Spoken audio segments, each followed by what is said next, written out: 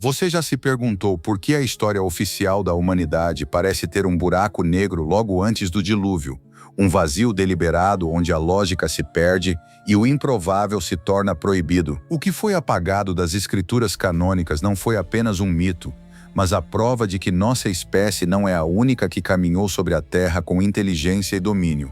Os Nefilins, aqueles que a Bíblia descreve como gigantes e filhos de uma aliança proibida entre seres de natureza superior e a humanidade, foram retirados das narrativas escolares e dos púlpitos tradicionais, não porque não existiram, mas porque a verdade sobre o que eles representam é perigosa demais para ser digerida pelo homem comum. Se você sente que há algo a mais, algo que espreita nas sombras dos registros históricos e das entrelinhas dos textos apócrifos, inscreva-se agora no nosso canal, pois o que estamos prestes a desenterrar não é apenas arqueologia, é a prova de um pacto que jamais terminou. Prepare-se, porque o que você está prestes a ouvir não foi feito para ser compartilhado.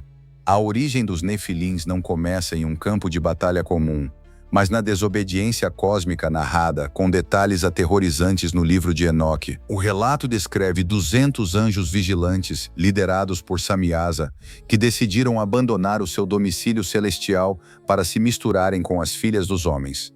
Este não foi um ato de amor, mas de perversão genética e desequilíbrio espiritual. A união entre seres de natureza superior e a humanidade gerou uma descendência que a Terra não podia sustentar, seres de proporções descomunais, apetite insaciável e uma sabedoria que não pertencia a este mundo. Quando lemos em Gênesis sobre os gigantes que havia na Terra naqueles dias, vemos apenas a ponta de um iceberg de manipulação. Esses seres não eram apenas conquistadores físicos, eram arquitetos de um sistema de controle, trazendo consigo segredos sobre metalurgia, astrologia e artes proibidas que aceleraram a corrupção da linhagem humana. A questão que a teologia ortodoxa evita responder é simples.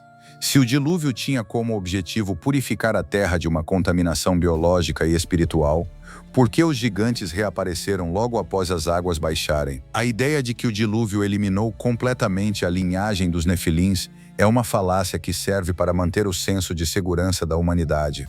Mas os registros antigos contam outra história. Em Canaã, após a arca repousar, os espias de Moisés encontraram descendentes dos gigantes que existiam antes do dilúvio. Isso sugere que o código genético, ou talvez o princípio espiritual que permitiu a existência desses seres, nunca foi totalmente extinto. Eles se esconderam, infiltraram-se em linhagens de reis e governantes e aprenderam que para dominar a humanidade não precisavam mais caminhar como gigantes visíveis, mas como arquitetos invisíveis de sistemas sociais. O desaparecimento dos Nefilins dos registros históricos não foi uma morte, mas um refúgio. Eles migraram para as sombras da história, onde o culto ao oculto e o poder sobre as massas se tornaram a nova forma de perpetuar seu domínio. Pense comigo, se você tivesse o conhecimento proibido dos anjos vigilantes e a descendência que desafia as leis da natureza, você se exibiria em campos de batalha ou controlaria as peças que movem a civilização? A história oculta da humanidade é feita de ciclos. A ascensão de impérios que de repente dominam tecnologias inexplicáveis, o surgimento de figuras que parecem predestinadas a mudar o curso do mundo através de guerras e ideologias destrutivas.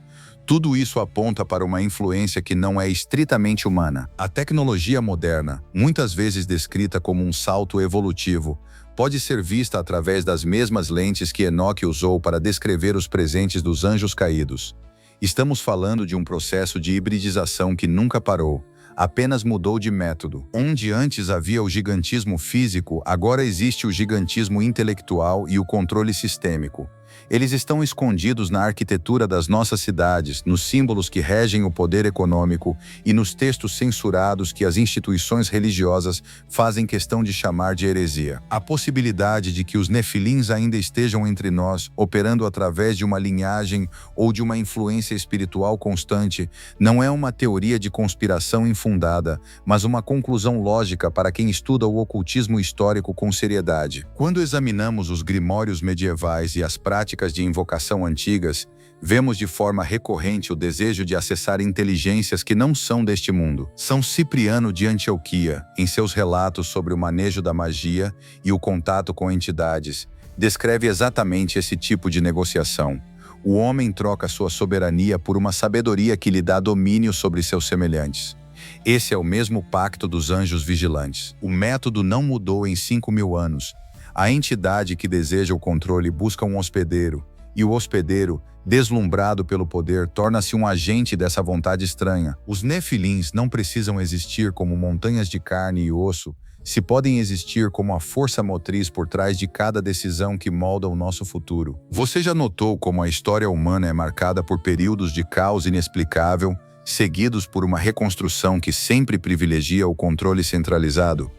Isso não é coincidência, é um padrão de design. A cada vez que a humanidade chega perto de uma compreensão profunda de sua própria existência, forças poderosas intervêm para apagar o rastro, para queimar os livros, para silenciar os iniciados. O livro de Enoque foi retirado do cânone bíblico por um motivo.